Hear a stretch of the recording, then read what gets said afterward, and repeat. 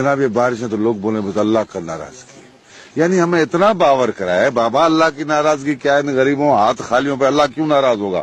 انہوں نے کیا کیا ہے؟ ناراض ہو خدا تو جو صبح کو ایوان میں بیٹھتے ہیں، شام کو دو دو لڑکیاں سائیڈ میں رکھتے ہیں، اسکاچ پیتے ہیں، گناہ کرتے ہیں، سندھ کو لوٹتے ہیں، ان پہ کسی کا گھر نہیں ڈوبا، کسی ایم پی ایم این کا گھر نہیں ڈوبا، کسی چیئرمین کا گھر نہیں ڈوبا، یہ شاہ نواز سولنگی کا گھر ڈوب گیا، اس پہ اللہ ناراض ہے۔ سولنگیوں نے اللہ کا کیا قصور کیا ہے؟ قصور کیا تو حکمران نے کیا، خدا پکڑے تو ان کو پکڑے۔ تو یہ ملاؤں سمیت حکمران جو ہے نا ایک پروپیگنڈا کرتے ہیں لوگوں تک کہ توبہ کرو، یعنی لوگوں کا ذہن یہ تسلیم کر لے کہ ریاست کی کوئی غلطی نہیں، حکمران کی کوئی غلطی نہیں، سیاستدان کی کوئی غلطی نہیں، ہم غریبوں کی غلطی ہے۔ میں کوشش کر رہا ہوں، لوگوں کو بتا رہا ہوں کہ یہ خدا کا عذاب نہیں۔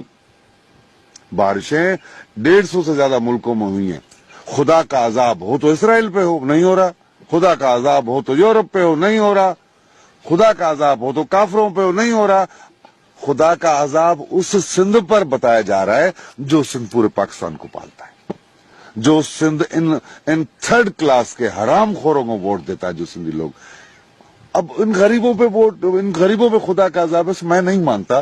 سندھ کی حالت بہت خراب ہے، سندھ کو 15 سے 20 سال پیچھے دھکیل دیا گیا ہے، معاشی صورتحال تباہ ہو چکی ہے، آنے والے دنوں میں اور تباہی آنی ہے، بہت زیادہ تباہی آنی ہے، مہنگائی ہونی ہے، ہر چیز تباہ ہونی ہے۔